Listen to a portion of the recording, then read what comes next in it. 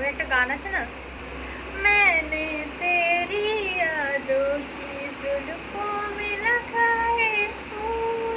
Guys আমার ফাটা গলায় তোমরা তো গান শুনে নিলে, তো চলো প্রথম থেকে ভিডিওটা স্টার্ট করা যাক, আর গান কেন গাইছিলাম সেটাও দেখে নেওয়া যাক। Hello everyone, welcome back to my daily blog. তো আজকে শ্রাবণ মাসের লাস্ট সংক্রান্তি, তার কারণ মা আমাকে 8:30টার সময় ডেকে দিয়েছে। আমি প্রায় 3টে রবিবার মানে রবিবারগুলো বেশি দেরি করেও মানে উঠিনি, বা আমি ঘরে ছিলাম বা কাজ বাজ করিনি, এরকম শুয়েছিলাম, ওরকমটাও নয়। আর রাতের বেলা বাকি দিনগুলো রাতের বেলা ঠিক করে ঘুম হয় না আমার, কারণ ঘুমাতে ঘুমাতে ওই 2-3টে বেজে যায়, তাড়াতাড়ি উঠে পড়তে হয় কাজের জন্য। তো আজকে আমি ভেবেছিলাম একটা তাড়াতাড়ি মানে বেশিক্ষণ ঘুমাবো, দেরি করে উঠবো, বাট মা কী করেছে, আমাকে 8:30টার সময় ডেকে দিয়েছে, দিয়ে বলছে মন্দিরে যাবো চল। তার জন্যে এখন রেডি হব, স্নান করব। চলো ভিডিওটা দেখতে থাকো। দেখো রেডি হয়ে গেছি, মা আমি দুজনে মন্দিরে যাবো বলে দরজাটা লাগিয়ে দিই। দরজাটা লাগিয়েছি আমি। এটি চপ্পলটা পরে চলে যাবো, ছাবড়ি চপ্পল, মা ছাবড়ি চপ্পল পরে চলে যাবো। হ্যাঁ,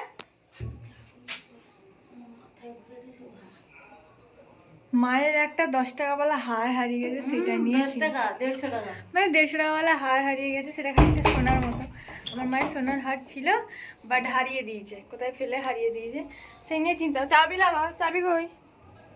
চাবি নিয়ে একটা বেগুন। আমার মা 2 মুহূর্ত শান্তি দেবে। গেল আমার জামাটা, গেল। চারদিকে এখনো রং ফং করেনি, পুটি পুটি মারেনি, প্লাস্টার করে রেখেছে, আর সব দিয়ে খালি আমার জামা লাগছে।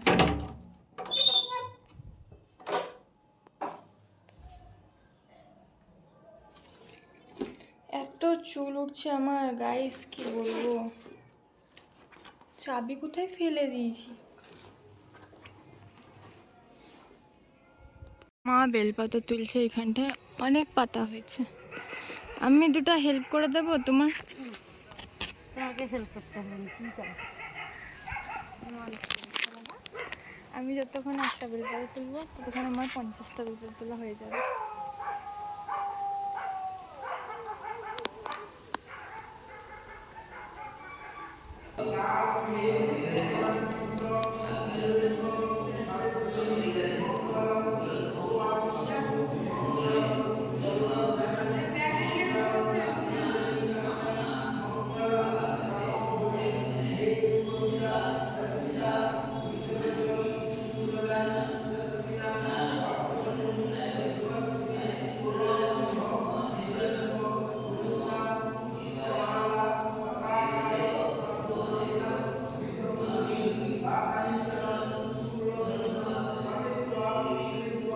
মন্দিরে ধূপ দেওয়া দেখে আশা করি তোমরা সকলে বুঝতে পেরেছো এটা কোন মন্দির। এটা হচ্ছে হট্টনাগর মন্দির।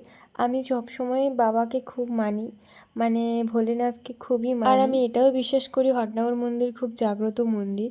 তার কারণে সবসময় আমি এখানটায় আসি। আর আমাদের পুজো দেওয়া ফাইনালি কমপ্লিট হয়ে গেছে, এবারে বাড়ি যাব।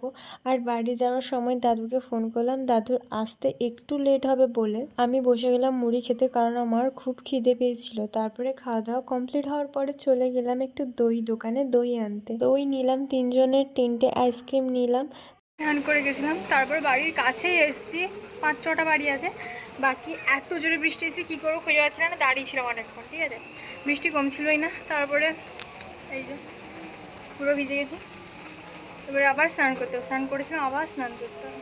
তো গাইস আজকে দুপুরের খাবার কী কী হয়েছে দেখো। এখানে আছে চিংড়ি মাছ মাখা, চিংড়ি মাছ মাখা, তেল মাখা, আলু মাখা, শাক ভাজা, বেগুন ভাজা, এটা কুমড়ো ভাজা, মাছের টক আলু দিয়ে। রেডি হচ্ছিলাম রিলস বানাবো বলে, আর মা এসে বলছে কাপড় দিয়ে নাকি জিনিস যে নেওয়া হয় না, ওই দোকান মানে ওই ফেরিওয়ালা এসছে, তো মার অনেক পুরনো কাপড় আছে। মা দিয়ে বলছে কি কি নেবো চল দেখবি, আমি বলি কাপড় পরে নিয়ে যাবো না, মা বলছে চল। তো তাই জন্যে চলো দেখতে আছি কি কি এনেছে কি না এনেছে, কি হবে। চান করার সাথে যে রাখছি সেগুলো কি করবো,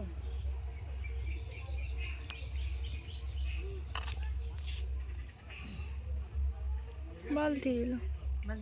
তিনটে কাপড় একটা আর থালা বাসন ও তিনটে কাপড়ে যা নিতে পারি। এগুলো লিখিতে আমার ঘরে পাথরে। এটা আমার ফাইনাল লুক, রিলস বানাবো বলে ফিল্টার লাগাবো, তো এমনিতেই ফর্সা লাগবো, তাই জন্য কোনো সাজ নেই কুछ নেই। একটা ওই ম্যানেতে ওই একটা গান আছে না, मैंने तेरी यादों की जुल्फों में लगाए फूल। সরি সবাইকে, গানটা শুনে কেউ মাথা ঘুরিয়ে পড়ে যেও না। আর আজকের ভিডিওটা এই পর্যন্ত। ভিডিওটা কেমন লাগলো অবশ্যই তোমরা কমেন্টে জানিও, ভালো লাগে সাবস্ক্রাইব অ্যান্ড ফলো করে দিও। টাটা।